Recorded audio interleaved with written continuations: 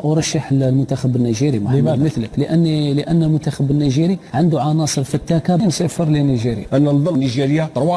هو 3-0 نيجيريا. نيجيريا احسن من المغرب. سبيركو هاد لاكوب دافريك نيجيريا شوفوه قوي ان شاء الله. ونيجيريا عندهم ارمادا دو جوار. لازم يربح، يبدا بهذه المقابله، بصح المقابله مش حتكون سهله. المنتخب النيجيري اللي نعرفوا الاداء تاعو في طيله المواسم الاخيره، ايضا دائما ما يضم عناصر في مستوى عالي، دائما ما ينافس على الكؤوس الافريقيه. الشيء الملحوظ في هذه الدوره كيف تاهل المنتخب النيجيري. منتخب نيجيريا عنده منتخب قوي جدا، وعرف كيف يتعامل مع جميع. من ترشح انت حسين؟ انا ارشح المنتخب النيجيري مثلك، لان المنتخب النيجيري عنده عناصر فتاكه، وراح تكون مباراه كبيره بين منتخبين كبيرين. الساحر لنيجيريا. 2-0 نيجيريا. نيجيريا في لي غرون رونديفو، نوطامون في لي فاز فينال دو لا كوب دافريك. توجور سي ان اوتر فيزاج، سي ان اوتر. شوف كيما قال لك فوالا توجور ديرني كاري، سي نوتر موتيفاسيون.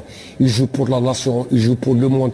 شوف ما نقدروش نكومباريو باغ اكزومبل لي ماتش تاع إليماتوار كوب دافريك الي روتور ولا لي ماتش اميكو بارابور ا اون فاز فينال. اون فاز فينال سي ان اوتر ايتا ديسبري.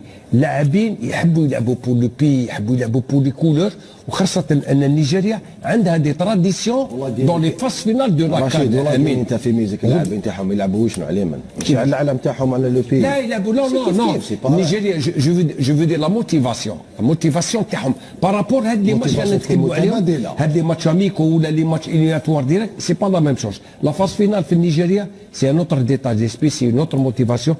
امين اسمح حتى في اوروبا لا جيميناتوار ماشي فاز فينال. خلينا اليميناتهم. المنتخب النيجيري أقوى منتخب في قارة إفريقيا. أنا لا أوافقك الرأي بأن المنتخب النيجيري على الورق هو الأقوى. لماذا؟ لأنه في الهجوم ربما الأسماء التي يملكها المنتخب النيجيري هي الأقوى على الإطلاق. تخيل هجوم عندك أوسيمان، شوكويزي جناح نادي ميلان، إياناتشو، أحمد موسى، ولو أنه إياناتشو أحمد موسى من الحرس القديم. 6 و7 من الهجوم. آمين. لا في الهجوم فقط، ولكن في وسط الميدان في الحراسة وفي الدفاع ما عندهم ولا اسم رنان محمد.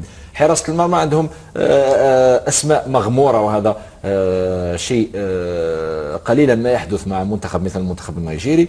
وحتى في وسط الميدان ما عندهم ولا اسم كبير. عنده حتى الأندية التي يلعب فيها هؤلاء اللاعبين تتراوح بين أندية الصف الأخير في إنجلترا مثل نوتنغهام فورست، والأندية التركية والأندية البرتغالية. لذلك لا أوافقك الرأي أبدا. أنا لما شفت كلهم يلعبوا في أندية كبيرة أمين، سواء في الدوري الفرنسي أو في الدوري الإنجليزي أو حتى في الدوري الألماني. باستثناء محمد الهجوم، باستثناء الهجوم الجزائر، المنتخب الجزائري مثلا عنده منتخب أحسن من منتخب نيجيريا في حراسة المرمى، في الدفاع وفي الوسط.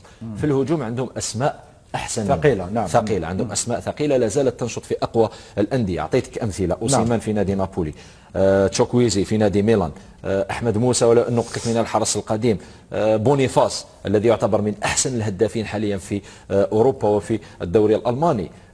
لكن باستثناء خط الهجوم أعتقد أن المنتخب الوطني الجزائري أحسن من المنتخب النيجيري وبمراحل وبأشواط. المنتخب النيجيري هو الأوفر حظا للمرور أو للتتويج بالكأس. مبروك علينا وهذا المزال.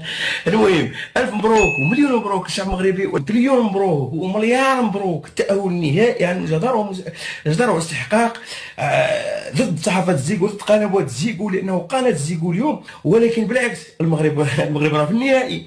يعني تخيل قناة زيكو ما نقولش يوم مقابلهم وحتى النهائي ما تنقلوش، ولكن المغرب يدي الأرقام، المغرب يفوز بالأرقام. تنقلوا ما تنقلوش، المغرب كاين فوق الميدان. رجل المقابلة ما شاء الله عليه، يعني اللعبة